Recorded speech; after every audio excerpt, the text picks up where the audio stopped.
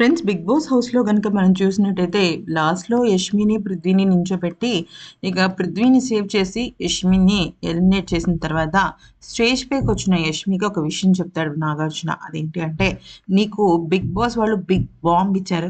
మనకి పాత సీజన్స్ గుర్తుందా? సీజన్ 2, సీజన్ 3, సీజన్ 4లో బిగ్ బాంబ్ అని ఉండేది. ఎవరైతే ఎలిమినేట్ అయిపోయారో వాళ్ళు బిగ్ బాంబ్ వేసేవాళ్ళు.